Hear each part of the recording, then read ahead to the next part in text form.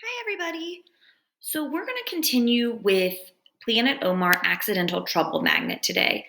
And remember, the last time we read was when Essa was at the mosque and he started blowing his whistle and counting so loudly as they were in the service. Chapter 4.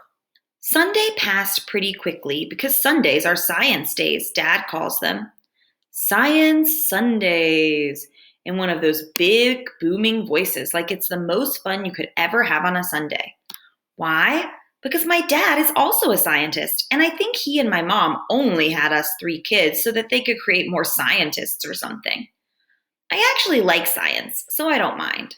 We always do fun things like making slime, creating fizzy eruptions, and making things go pop. There are four things that pretty much seem to happen on every Science Sunday. Mom wants everything done very precisely. She's obsessive about it, but pretends that she's not, because Science Sundays are supposed to be fun and not bossy. She ends up saying things like, "Just 1 millimeter more, my sweetheart," through gritted teeth, and "Are you sure you stirred that correctly, sunshine?" 2. Dad laughs at just how strict Mom gets about all the preciseness, and he kisses her head and says that's why she's the best scientist in the world, and she kisses his hand and smiles like she's the luckiest woman in the world. Super yuck. 3. Miriam always drops important parts of the experiments on the floor. 4. Essa always steps on the important parts of the experiment that Miriam drops on the floor. This is because he has ants in his pants and in his shoes and everywhere, and he can't stay still ever. So, readers, what do you think it means to have ants in his pants? What do you think the author means by that? All right, let's keep reading. That Sunday, we did tornadoes in a bottle, which is so cool. You should try it sometime. You connect two bottles with a little pipe and you whirl the top bottle, which makes the water go down to the bottom bottle and sends air up, making a tornado. We all set the things up together on the kitchen table.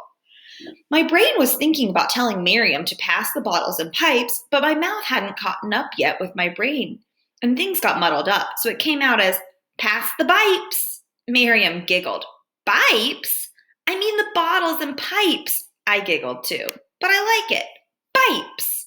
I wish it was a real word. If it was a real word, then it would just be normal and you wouldn't like it anymore, said Miriam. That's so true, I said. Mom and Dad were bending over laughing in the corner of the kitchen. When we asked them what was so funny, they said in the Arabic language, there's no P sound, so a pipe would end up being called a bibe. Then Miriam, who was showing off Googling with her smartphone, said that actually bipes are a type of weird, disgusting snake lizard thing that looks like they're inside out. Eventually, we got on with the experiment. "Oh yeah, tornado in a bottle," said Dad. Sometimes he gets really cheesy and excited, and Miriam and I looked at each other and rolled our eyes, but we kind of like it, really. You can put glitter or food coloring in the bottle, too, so you can see the tornado better.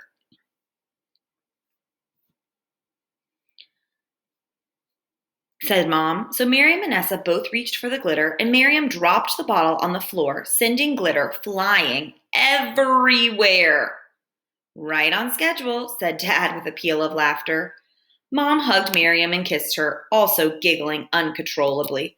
I could see that Miriam wasn't taking it well. "Ugh!" She shrugged Mom off and stomped toward the stairs. "Science is so lame anyway."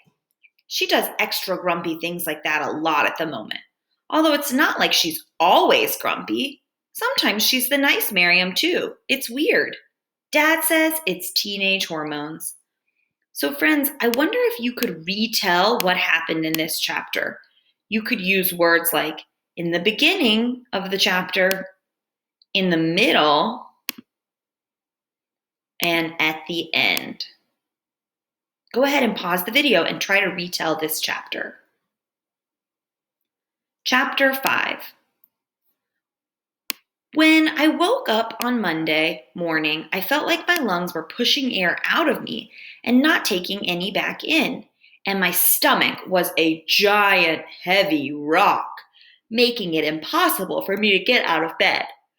Reasons I was nervous. What if nobody likes me? What if the work is harder than at my last school? What if nobody wants to be my friend? What if the teacher is an alien?